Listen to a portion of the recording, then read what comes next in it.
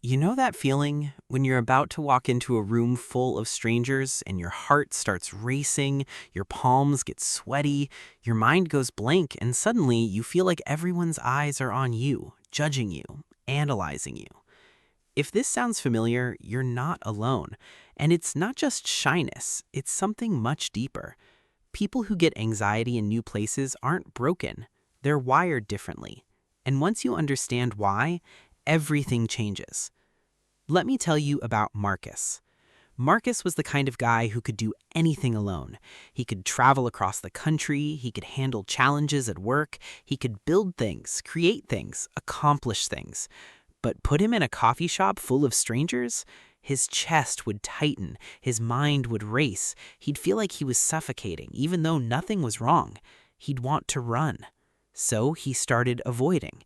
He stopped going to social events, stopped trying new restaurants, stopped living because the anxiety felt bigger than life itself.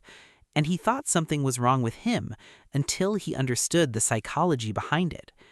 See, when you enter a new place, your brain is literally in survival mode. It's running a threat assessment. Your primitive brain, the part that kept our ancestors alive, is asking 1,000 questions all at once. Where are the exits? Who are these people? Are they a threat? What if I do something embarrassing? What if they judge me?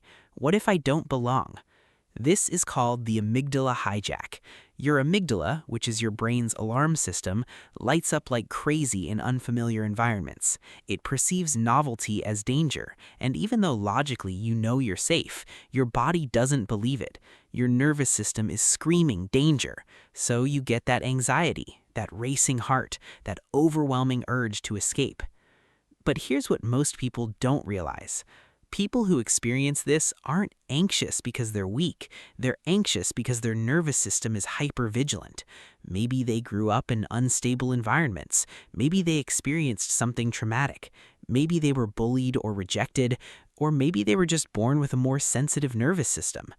Whatever it is, their brain learned to be extra cautious, extra aware, extra ready to protect them. And that's actually a strength. Because people with this kind of anxiety are usually incredibly observant. They notice details others miss. They read people well. They think before they act. They're careful, thoughtful, considerate. But in a world that rewards boldness and extroversion, they feel broken. So they hide. They isolate. They convince themselves that everyone else has it figured out and they're the only ones struggling. But the truth?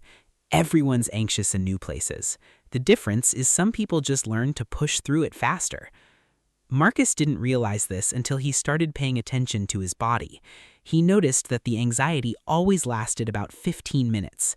After 15 minutes, his nervous system would start to regulate. His heart would slow down, his mind would clear. He'd realize nothing bad was happening. But he was always leaving before those 15 minutes were up. So he started a challenge. He gave himself permission to stay for 20 minutes no matter what. And something amazing happened. The anxiety didn't kill him, the world didn't end, nobody judged him, he just sat there, uncomfortable for a bit, and then it passed. And the next time was easier, and the time after that, easier still, because his brain started learning that new places aren't actually dangerous, that his anxiety is just his body trying to protect him, even when protection isn't needed. Here's what you need to understand. Anxiety in new places is your nervous system being overprotective. It's not a flaw. It's not a reason to avoid life. It's actually your body trying to keep you safe. But safety and growth live on opposite sides of comfort. You can't expand into who you're meant to be if you never leave what's familiar. So if this is you, if new places make you want to run, start small. Don't force yourself into massive crowds. Go to a new coffee shop. Sit for 20 minutes. Prove to your nervous system that you're safe. Then try something slightly bigger. Build your confidence slowly, because every time you do something that scares you and nothing bad happens, you're reprogramming your brain. You're teaching it that new isn't dangerous. It's just different. And different is where all the best things happen. The people, the opportunities, the versions of yourself you haven't met yet, they're all waiting on the other side of that anxiety. So stop letting fear be the gatekeeper to your life. Your anxiety isn't a sign to stay home.